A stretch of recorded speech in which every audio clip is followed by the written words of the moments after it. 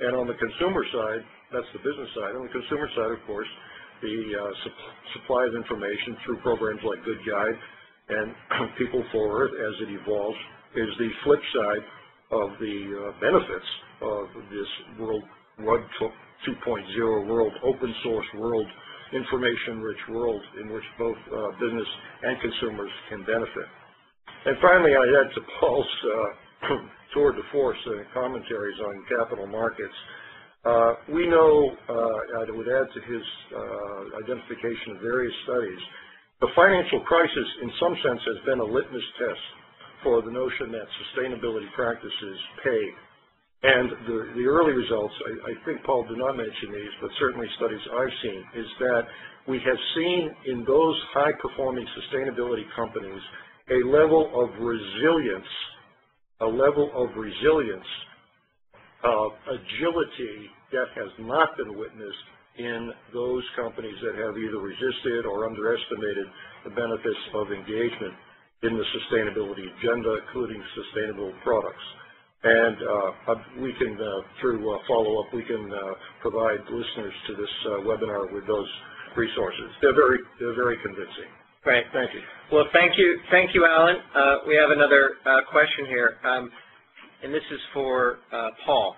Does Calvert, or I guess investors in general, as we look to kind of flip these arrows from the farmers markets going one way, diverging, and the capital markets going the other way, and flip the arrows the other way so they converge towards the sustainable consumption goal, does Calvert ask companies about their product sustainability, or is this a new area for investors to assess risk? And what would help investors? Here? Yeah, that's a great question. I think certainly we'd like to think we've been looking at the product sustainability issue for a while, and certainly for many companies, their product impact is much more important than their overall operational impact. You know, the auto companies are case in point there, but we can think of many others. That said, there aren't a lot of great tools for assessing differences between specific types of products that companies make up to this point, and I think that's why this initiative is so interesting. We can look generally at types of products, categories of products, particularly for industrial companies, but it'd be interesting to have more tools to really make differentiations between, particularly the trends in companies producing certain types of products. Overall, is the product footprint becoming more sustainable? Are they getting out of certain lines of products that have higher toxicity or higher issues that we should be worried about? That kind of movement is really what investors thrive on, and trying to get that information first to assess risk and opportunity is certainly much of what we're about. Thank you. And another question for Alan. Isn't sustainable consumption less consumption? The answer is yes, in part. Anytime we don't consume a product, we're having a positive ecological impact. So yes, conscious consumption, sometimes called, or lack of consumption altogether, is indeed one way to so-called sustainable consumption. However, that's not the only definition. It's one leg of a three-legged stool. Obviously, we have to consume. We're consuming telephones and IT systems as we speak here today. So we need to consume. So the second leg is redesigning products, removing toxic material, making them safer, cleaner, and so forth, paying fair wages, making production processes more efficient, less prone to causing harm rather than good at the point of consumption. And the third leg of the stool is shifting consumption from products to services. As we sit in our conference rooms here listening to this webinar, we're enjoying space conditioning and lighting and heating in ways that we really don't care where it all comes from. All we care is about the end point of that service provided by lighting and heating. That's comfort. Basically, we want to buy comfort. So as companies, whether they're chemical companies becoming chemical service providers, or automobile companies becoming mobility service providers, or appliance manufacturers becoming charging by 1 pound of 1 kilogram of clean clothes per month, this shift from products to services is the third leg of what is sustainable consumption. Yes. And a final, I think we take one more question here.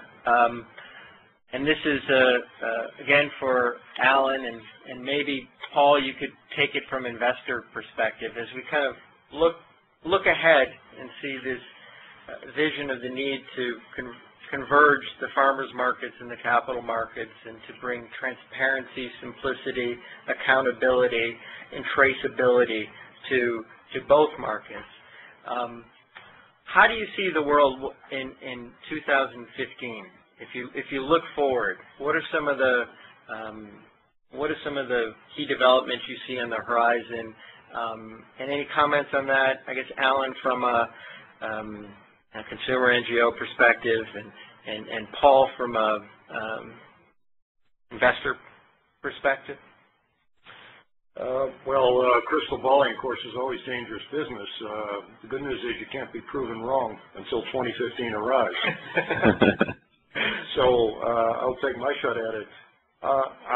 The world I'd like to see is one, yes, in which basically the act of consumption becomes an act of citizenship.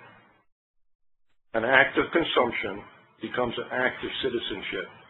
So that means that whether you're supplying the product or service or whether you're consuming the product or service, that act which has brought the service or product to market and that act which has made the purchase possible is done with a conscience that your cup of coffee, your laptop, your washing machine is both A, needed, truly needed, and B, it's being brought to you in a way that has been ecologically and socially sound and respectful of the planet and the people on the planet.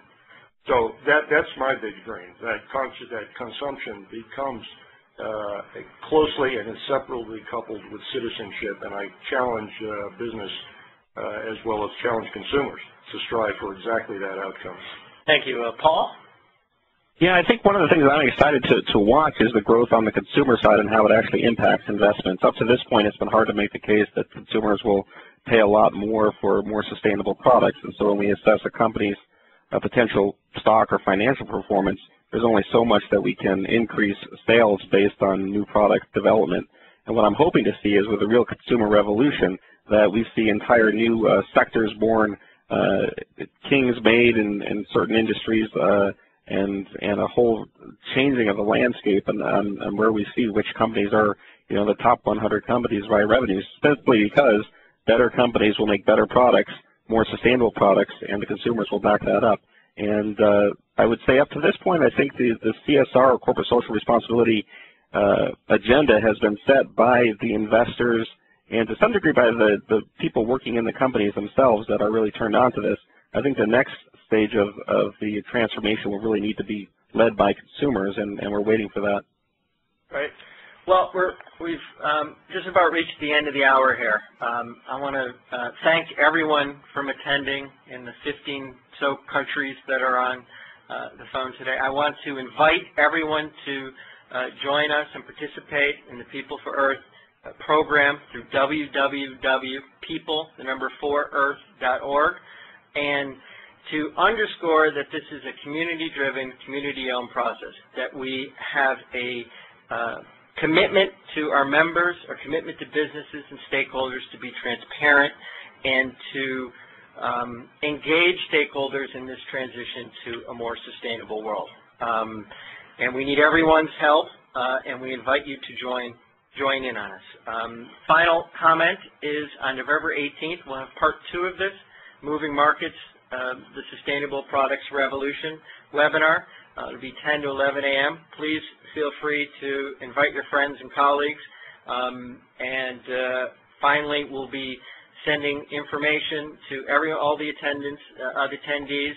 And please let us know if you have any questions. There's some additional questions we need to work back to everyone on. And thanks again for your time. Thank you for the presenters, and we'll see you on the 18th. Thank you for your participation in today's conference. This concludes the presentation. You may now disconnect and have a great day.